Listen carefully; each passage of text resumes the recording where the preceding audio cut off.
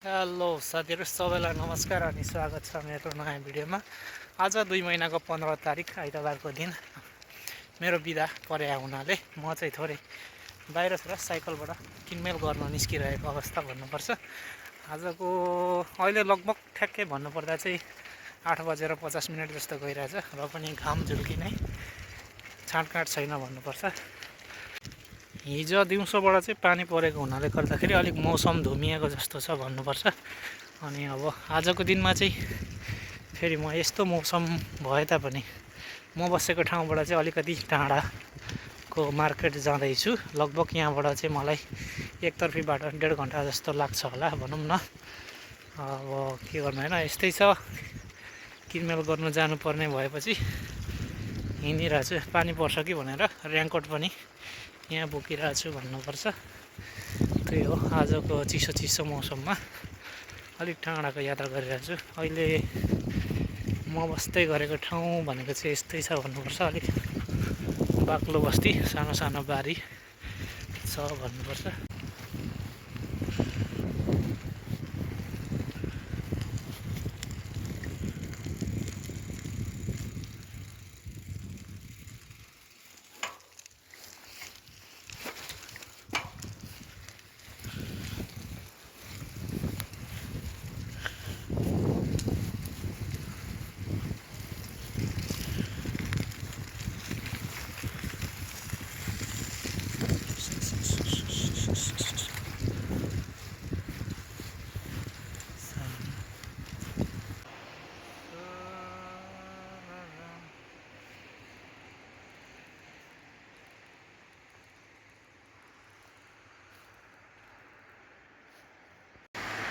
अहिले चाहिँ म लगभग आइपुग्नु लागेको अवस्था भन्नुपर्छ। म चाहिँ यताबाट आएको थिएँ भने मार्केट चाहिँ यतातिर जानुपर्ने हुन्छ। अनि अहिले म घरबाट हिँडेको चाहिँ लगभग 1 घन्टा भएछ। त्यही भएर थोरै थकाइ मार्नको लागि यहाँ टुरमा बसिरहेको छु भन्नुपर्छ।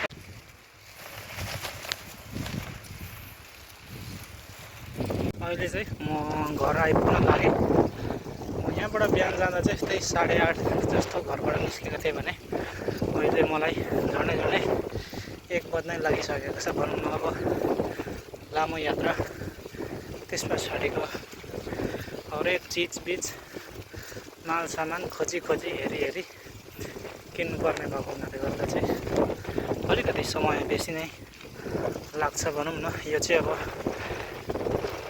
हप्ता पछि जानु सकिँदैन। त्यही भएर चाहिँ अनि महिनामा एकचोटि जस्तो किनमेल जानुपर्ने हुन्छ। त्यही भएर समय लाएर खोजेर रोजेर चाहिँ किन्नुपर्ने भएको हुनाले यस्तो टाइम लाग्छ भनौँ न है। अलिक गाह्रो छ, थकान हुन्छ। त्यही भएर म चाहिँ बिहानै निस्किन्छु किनमेलमा अनि दिउँसो चाहिँ यसो थकानमा लिएर भोलिको कामको लागि रिफ्रेस होस् भनेर भनौँ न। हेलो साथीहरू, आज चाहिँ 2 महिनाको 20 तारिक अनि अहिले चाहिँ म काममा आइरहेको अवस्था भन्नुपर्छ। अहिले बिहानको लगभग 9:40 गइरहेको छ।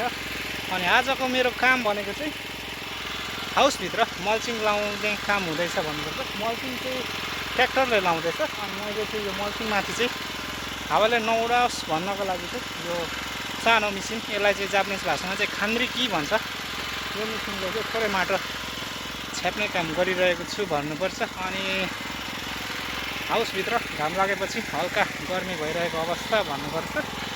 त्यही हो, अब आजको काम यस्तै छ।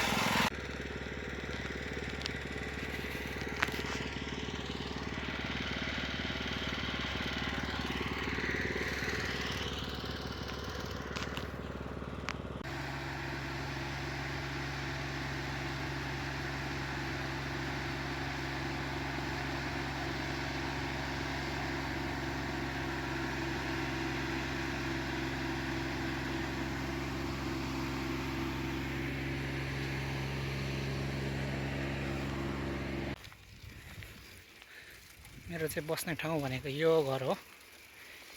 खाना खाने, 1 घन्टा रेस्ट गर्ने, फेरि साइकलबाट निस्केर कामतर्फ लाग्नुपर्ने हुन्छ। ल, मेरो चाहिँ अहिले बिहानको काम एक चरणलाई सकियो अनि अहिले चाहिँ म खाना खान घरमा फर्केर आइसकेको छु भन्नुपर्छ। ल अहिले चाहिँ मेरो खाना खाने ब्रेक टाइम सकेर कामतर्फ लाग्दैछु भन्नुपर्छ। खाना खाना ब्रेक चाहिँ मेरो 1 घन्टाको हुन्छ। अनि अब अहिलेको काम चाहिँ मेरो गएर रोम्याक्स सनी लेटस भन्ने चाहिँ साग हुन्छ, त्यसलाई चाहिँ मैले काट्नुपर्ने हुन्छ ड्याङ लाएर। त्यही हो, मैले यो ठाउँमा आएर काम गरेको पनि 3.5 महिना जस्तो भइसक्यो भन्नुपर्छ। मेरो चाहिँ अब सौलाइ कम्पनी भएको हुनाले गर्दाखेरि समय र सिजन अनुसार एक ठाउँबाट अर्को ठाउँ सरिरहनु पर्ने हुन्छ भनौँ न। म नेपालबाट आएको चाहिँ लगभग 2.5 वर्षभन्दा अलिक बेसी भयो। अनि त्यहाँदेखि अब अहिलेसम्ममा चाहिँ मैले यो कम्पनीसँग गर्दा 3टा कम्पनीमा काम गरिसकेँ भन्नुपर्छ। अब हामी चाहिँ अब एक ठाउँबाट अर्को ठाउँ सरिरहँदाखेरि चाहिँ के हुन्छ भने काम गर्ने सिस्टमहरू, काममा अब हामीलाई काम गराउने तरिकाहरू हरेक कुरा चाहिँ अब फरक हुन्छ भनौँ न।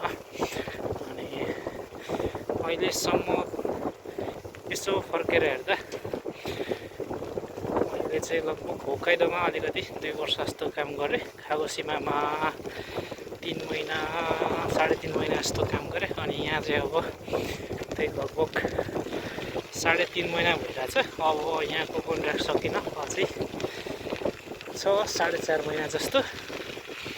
अहिलेसम्मको कम्पनीहरूमा चाहिँ यसो तुलना गर्नुपर्दा अरू कम्पनीभन्दा अहिले काम गर्दै गरेको कम्पनी चाहिँ अलिकति केही मात्रामा ठिक हो कि भन्ने जस्तो। हामी चाहिँ अब जे जस्तो भए पनि काम चाहिँ गर्नुपर्ने हुन्छ। यो कम्पनीमा चाहिँ के हुन्छ भने जे जस्तो भए पनि 8 घन्टा चाहिँ राम्ररी काम दिन्छ। अरू कम्पनीमा चाहिँ कस्तो हुन्थ्यो भने पानी परोहरू भने 2 घन्टा 3 घन्टा काम गरेर घरमा फर्किनु पर्ने हुन्थ्यो। त्यो चाहिँ हाम्रो लागि अलिकति राम्रो होइन, किनभने हामीले सेलेरी पर आवरको हिसाबले घन्टाको हिसाबले थापिरहेको हुनाले गर्दाखेरि हामीलाई चाहिँ जति सक्दो धेरै काम पायो त्यति राम्रो हुने हो भन्नुपर्छ यो कम्पनीमा चाहिँ। अनि अहिलेसम्ममा आएर हेर्दाखेरि चाहिँ जस्तै अवस्था जुनै अवस्थामा पनि 8 घन्टा चाहिँ राम्ररी नै काम दिइराखेको छ भन्नुपर्छ।